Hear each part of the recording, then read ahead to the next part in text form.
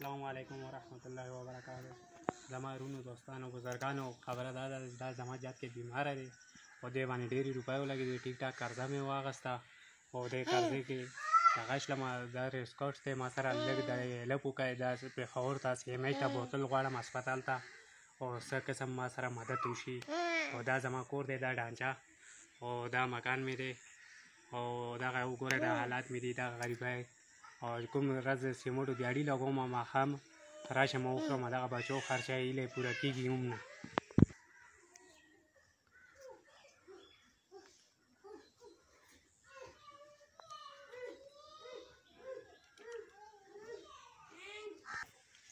السلام علیکم ورحمت الله وبرکاتو. زما رونو دوستانو دا کاغذونه دا د دې هلک معذورۍ د کارت جوړ شوی دی په دې باندې هېڅ قسم هیلپ نه دی شوی، هېڅ مدد ما سره نه دی شوی. د دې باندې به هر څه کېږي خو د هسپتال نه ما چارباغ د هغې نه راکړي او دې باندې پیسې ما ته نه دي میلاو شي. دغه هر څه دا وګورئ دې باندې وی پیسې میلاوېږي او تا دغه وکړه. بیا هغه وویل چې ما ته کارډ اکټیویټ کا پته نشته څه وکړه. زه لاړم کته دفتر ته بېنظیري ته هغې ته اکټیویټ کولو له هلته نه وی دا اکټیویټ کېږي نه بره نه ستا کارډ اکټیویټ دی او پلانکی دی دا پیسې تاله به هلته چارباغ هسپتال نه میلاوېږي د هغوی دې په خپله اکټیویټ دي کړي. نو دا مدد هم را سره نه دی شي. او دا وګورئ دا فایلونه دي. دا بچي دا دې ډاکټر ته مې بوتی و دې ځای نه دا علاج شروع دا بې فارم بې د دې جوړه ده دا معذورۍ کارډ هر څه مکمل. نو هېڅ قسم مدد ما سره نه دی شي. او دا زکات فارم ما ته میلاو شوی او دې باندې زما د بچي علاج نه دی شي. زکات بې فارم بې ما ته راکړی و د دې چیرمین هغه مې وړی و دې باندې زما د بچي علاج نه دی شي. او دغه شانتې دا خرچه مې وکړه رالم او بلکل قرضداره شوی یم.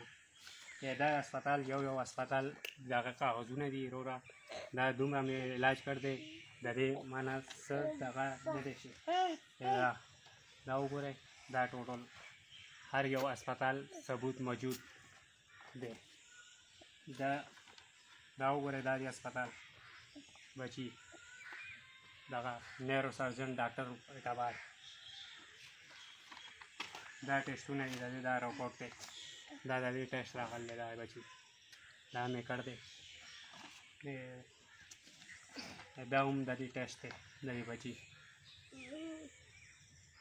مکمل. د دې دا ګس غاړې لاس او خپې کار پرېښی دی دې لپاره هیلپ غواړم دې له مدد غواړم چې دی بوځم سی ایم ای ته زه پېښور سی ایم ای ته.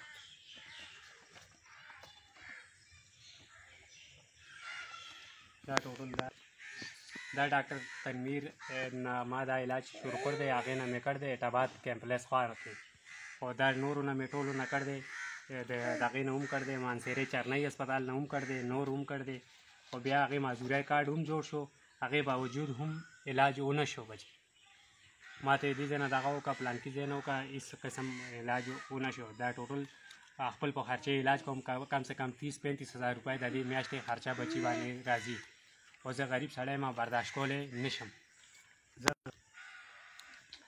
دا زما نمبر دی موبایل 0342 94 39 195 دا زما خپل نمبر دی دا اکاؤنٹ نمبر دی هر څه 0342 94 39 195 دا زما نمبر دی موبایل او دا ځان سره دغه کې دی باندې څه قسم رابطه ما سره هیلپ وکړئ هسپتالي ډاکټر یا نوري سی ایم ای دا ما سره رونو هیلپ وکړئ دا کار وشي. اما تاسو ډېره غټه مهرباني کوئ.